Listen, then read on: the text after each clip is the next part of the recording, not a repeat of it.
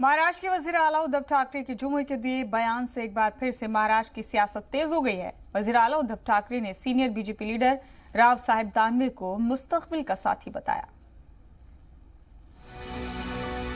महाराष्ट्र के वजीर आला उद्धव ठाकरे के जुमे को दिए बयान से एक बार फिर से महाराष्ट्र की सियासत तेज हो गई है। उद्धव ने एक प्रोग्राम में मरकजी वजीर और सीनियर भाजपा लीडर राव साहेब दानवे को मुस्तकबिल का साथी बताया।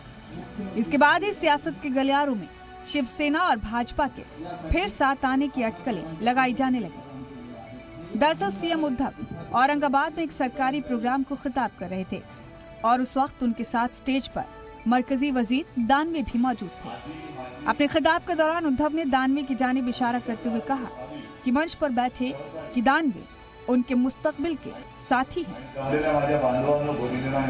उन्होंने ये भी कहा कि मुझे एक वजह से रेलवे पसंद है, आप ट्रैक नहीं छोड़ सकते और सिमत भी नहीं बदल सकते।